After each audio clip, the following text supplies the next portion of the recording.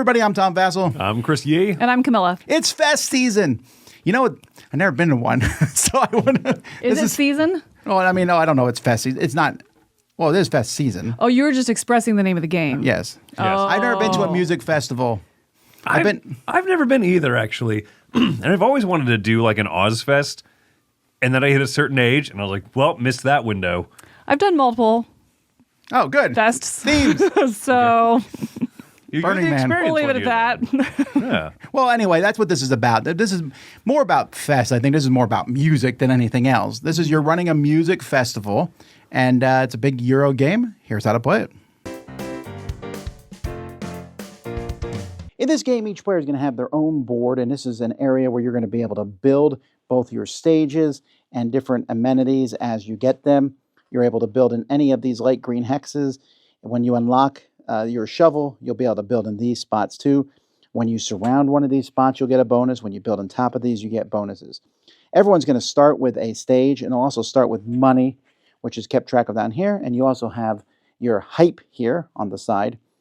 The stage, whenever you get a stage, is a level 2 stage, comes with this, and that's where you will be putting artists. This is the main board, and there will be fewer things on the board if there's less than 5 players. I'm just showing it with everything out here.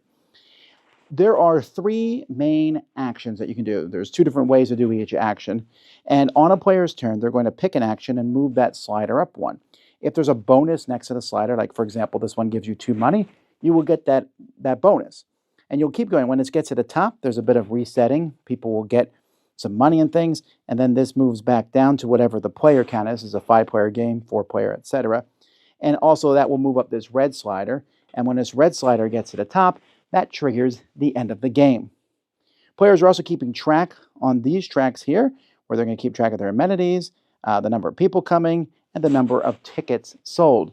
When the number of people hits this lock, you get that lock token, which will let you build in that area, or the shovel, and when you get to the lock token, you'll be able to build you'll be able to put artists on a stage on the top spot, which has a lock-in. Normally you can't put an artist there.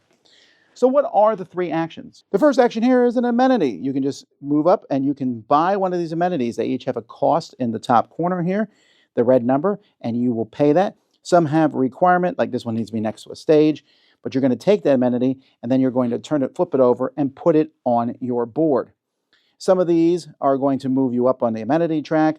Some are going to move up your income track, and some will be giving you victory points at the end of the game. Alternatively, instead of taking one of these, you can take a stage. When you take a stage, stages are free. You get a 1, 2, or 3, and 3 comes in 2 different sizes. You will also get a board that matches. So if I take a level 1 stage, you'll place that board next to yours to put more artists in. At the end of the game, you're going to get or lose points based on how many filled spots you have on a stage. And then you're going to put the stage into one of your slots on the board, as long as you follow the requirements of where to place stuff. When you take a stage, also everyone else is going to get money equal to where their ticket dial is. So it's only going to give you 1 at the beginning of the game, but as you get it up, you'll get more money every time someone takes a stage. When you move up on this dial, you're going to take an artist. Each artist is a different genre of music, and you can see the genres up here at the top. If you play with less than 5 players, you'll pick the genres that are in a game. But let's say I take the Misfits here. They're punk.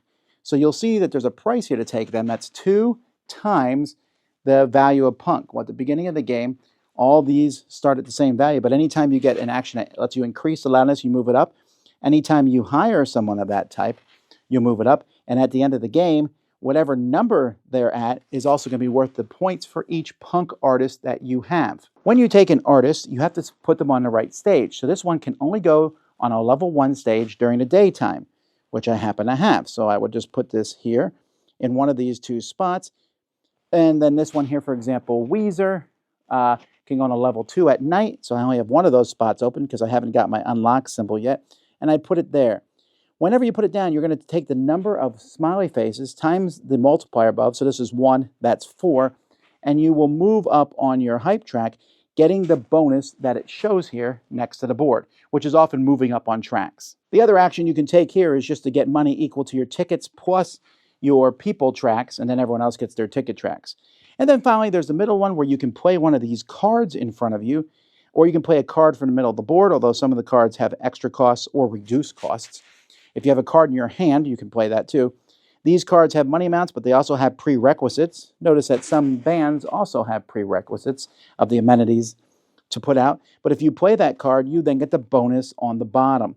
So like, for example, if I play this card here, which it costs $19 and requires that I have some water, I can put out an artist ignoring the stage requirements, and then I also get to move 1 to 3 hype up on my track. Now, this is all free, the stuff that you take whenever you get these cards. So if this one gives me a stage, it's free to move up on a track. If I get artists for free, if it gives me an amenity, that's free. And these cards are going to be worth points at the end of the game for the number of different types of cards that you have. The other action that you can take here is you can draw a card, then discard as many cards as you want for $5 each, and everyone else can discard cards for $4 each. Many of the different things in the game will move up your sponsor token on this track here, which when these tracks are reset, this one and this one, everyone will get money for those. And many times when you go on these different tracks and do various things, you will get extra actions. So for example, if I move up in a sticker track, I get an amenity action. So when that happens, the game recommends you put a token in it. Remember, you still have that action, because when you take an action, it might give you another action, which might give you another action. So you have these markers to keep track of all your actions. This will continue till this red dial reaches the top. When that happens, people are going to get points for their artists that they have. They're going to get points for these cards in the middle. These are bonus scoring cards. Some of them are the first person, for example, to get 9 artists will get points, and some of them are end game scoring. Here, whoever has the highest on the sponsor track. You'll also get points on these 3 tracks here. Whichever one is the lowest will score you points to the side. You get points from amenities, you get points for the different cards you have, and whoever has the most points is the winner.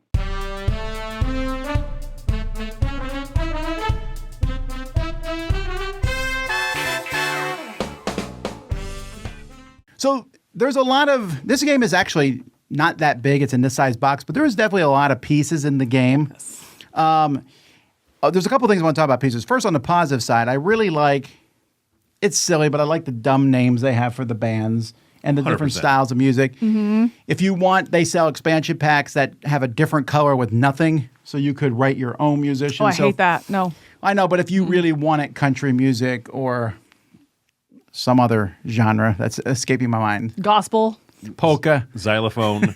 Gospel. Xylophone trios, yeah. So you could do that, and I think there's a program where you could even print them out. I would be tempted to do that. I'm back in if you can print it. Yeah. But I think what they have... No. What they have is funny. I mean, they're very...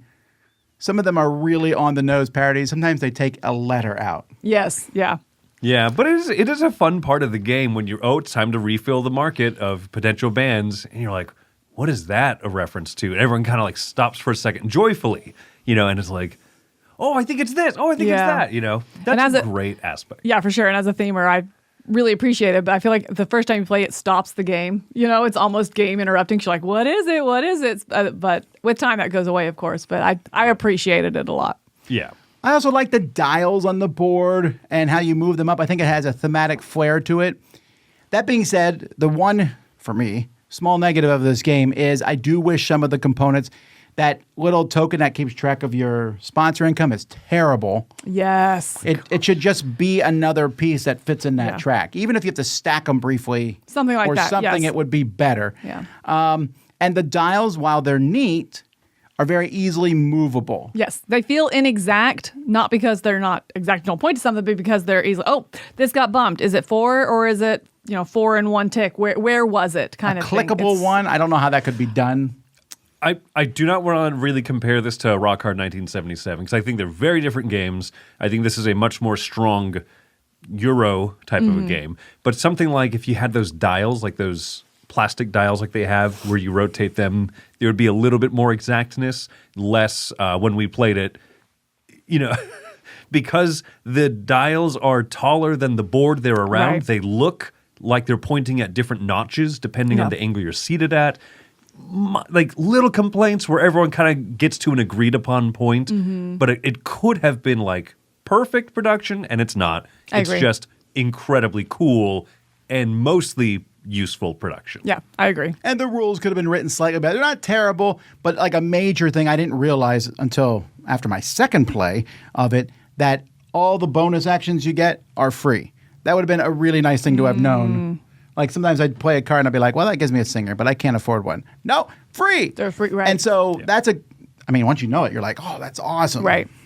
Now, the game itself, I think, is not particularly difficult to understand once you get, I think the theme does a lot of the heavy lifting, but you're picking one of three actions. I want a musician, I want amenities, or I want a card, which is usually going to give me one of the other two, or Right. both. But then you have 2 ways to do each of one. So it's really 6 actions, right? Because you can go here and do it, which is only for you, or do this one, which is a little bit better, but then everyone else gets something as well. So really it's 6 actions within 3 categories. Yeah, although that one action that gives everyone else something always feels like I'm only doing this because I have to action. 100%. Oh, yeah. And I will pass on my turn rather than doing that. Nope. I think that they're good, that they are really useful actions, like get a stage. It's not the flashiest of action, but like, boy, you really do need to do that at some point, unless you can really like find a way to weasel a free bonus action through comboing to get a stage some other way. Then that feels good because like, haha, I didn't have to take the normal boring one where everyone gets income. Yeah. That's something that this game does incredibly well, but also I feel like almost to a point of too much is those combos. I assume that's something that you guys wanted to talk about too. Well, this is a new modern thing that's happening in games like, for example, the game, White Castle. You take an action and you combo to get another action. And in roll and writes, it's a really big deal. This, sometimes your turn, you get 5 actions. Right. Because they bounce off each other. I find that to be incredibly fun when I'm doing it. But it doesn't bother me when other people do it as much because I know I'm going to get to do it soon. But I'm glad they include those tokens to keep track because I always am like, you don't need these extra tokens. You do. You do need the tokens, but I did find them to be back to the components, blend in a little bit too much. So I think it was a fantastic idea that doesn't quite slap me in the face enough. It almost would have been better if they weren't cardboard. I might just put wood cubes of a color or something like that because all they are a bonus. Like, don't forget to do this thing. Yeah. Something that just stands out a little bit better Right. because they are useful, extremely useful, because there were times where I was like, I got it. I'm just going to combo this into that. I'm going to place these here so I don't forget I have these 2 bonus things as well as this across the board. You get combos sometimes in multiple locations, not just like 3 things on your player board. Right, which I think leads back to that action selection. One thing that I thought was really interesting is sometimes you don't need another stage, or maybe you're not ready for another singer or something like that. But you know that I'm falling behind on that track and that's getting ready to matter because we're going to have that income trigger or whatever. And so I need that track. So I need that bonus. Let me backtrack and see my best way to get that bonus. And then I'll choose my action. You know, and so I did find myself doing that quite a bit, but that also, again, leads to that heavy turn. These are not light turns. They seem very heavy, which are great because it is balanced with that, I get bonuses and I get this and that. But they're very thinky and very methodical. I like the way the money works in this game. It's really weird because one day you're like, I'm broke. I have no money. And then later you're like, I will never run out of money again. Yep. It's really weird. It like bounces all over, which I guess maybe is thematic. I don't know. When we run our conventions, maybe that's similar. That's what it is. Like, Come on, you're like, woo! And they're like, spend it now. Things have costs. Oh, no. But there's also, it's very point salady. There's ways to get points. Although a big major way of getting points is getting the artist, which is as it should be. Filling those artists up. And I think a lot of the game comes down to how well do you like the theme? It's weird because you're the big music guy here, you and Mike, and that's not quite true. I think I like music as much, if not even more than both of you, but it's just a very different kinds of music. There's a contest. Yeah, no, but I mean, I love music, so the concept of this appeals to me so much. Okay, yeah. I don't need to listen to all these different bands, Green Days and whatever, fantastic. Red Knight. to understand the game. But I love the ideas that there's different genres. I love to see different styles. I find that stuff so fascinating, and that's why the theme really appeals to me. Yeah. What would you give it? Me, I'm going to come down at a 7 on this. I was I guess, intrigued by the theme. I enjoy it. But I'm not a huge music lover. I am on the things I like. I think I listen to a lot of movie scores and things like that. Elevator music. Oh. The elevator music, yes. But it's more like a background. It's not like a passion of mine. So the theme was like, fine. And I really enjoyed the different tracks and the movement and comboing together your turns. But I feel like for a big board game, it was just a little bit too much of that. I definitely was tired by the end of the game, of that. And so it took half the game to really understand how all the combos go. And then it took the other half to be like, okay, I got it. And then at the end, I'm like, I'm done. And then it's like, all right, I need to play it again. I'm like, okay, I need a day or two. You know what I mean? Like, I'm not quite ready to play it again. So I think for me, it wasn't as smooth of a play as I wanted to be, one that I'm always going to reach for, but I was really charmed by it with the production and the combos. It feels like a really, really big rolling right game that just keeps comboing. So for me, it's a 7. I'm a little bit higher. I'm at an 8, despite the fact I agree with you about that. The combinations, just chaining one action to another, it's almost too much in this game. Mm-hmm. It's not so much that it would scare me away. I'm very happy to play this game more and to teach it to people, because I think that it's a little bit of icon overload at the beginning. Here's your player aid card. Oh my goodness. There's icons all over the place on this thing. But you'll come across them when you come across them, for the most part. I find that the game is mostly smooth. I would rate this game higher if there was a way to have smoothened it out more, but I still think that it's so fun. I love the theming. I love the integration. I love the production. And I also really enjoy just having those fun turns. And yes, I will have to sit there and kind of wait while someone else has a maybe longer, more fun turn than me. But I'm going to have a fun turn here pretty soon also. So, yeah, I like this one a lot. 8. I'm with Chris in the sense that I would rate this higher I would rate it higher if the components were better, and I'd love to see a second edition. But that wouldn't be very far. I'm giving this a 9.5. I really like this game. This is one of my favorite games I've played in the last few months, and I just keep playing it. And I'm ready to play it again right now. I just, the theme really appeals to me. It has elements of a lot of games I like Arc Nova. In fact, I'll say something. Don't listen, Chris. I'd rather play this in Galactic Cruise, and I think it provides a more fun experience for me. In a box that's half the size. Now don't no disagreement there. Now, don't get me wrong. Again, I kind of wish it did have the deluxe treatment, because I think that would really help, and maybe in the future they can. But it's just so interesting to me. I get to move up tracks. I like moving up tracks. I get to fill in my whole little board. I get to add artists, and it's just fun to be like, look at that. U2's playing, and right after U2 is Green Day, and then after that is Metallica. That makes no sense, but I would go. But again, that theme draws you in. Did that work? Yes. Yes. That was just random. Okay. Anyhow, I look forward to playing it some more. This was a very small in perspective Kickstarter. It did not do particularly well. It has a very small print run. Not a lot of people know about it, but I'm hoping that maybe with more knowledge, they can redo it in an even nicer production. Either way, I think a lot of people would like it. And I think it's one of those, a few changes would go a good way. I agree. It's not like overhaul the production. Just a few changes would be better. Oh, and that's where I come down. I think like just a couple more plays, couple more streamlining on some of the combos, gameplays, I think would go very, very far in this game. But while we're waiting, I'll still play it with you. There you go. So that's Fest season. I'm Tom Basil. I'm Chris. Heavy metal somehow is a distinct genre from metal in this game. Yee. I'm just Camilla. I did not know that. Oh, we want to say thank you to some of our GameFound backers. Hey, we want to say thank you to El Club de Juegos de Mesa, Ludo Patas, and El Equipa Peru. Also Ludo to Patas. you, the Dice Tower. Hey, Victor Svacha and his parents, and Ryan Wuntland. Thank you all for supporting you. Dice Tower. Thank you all for watching.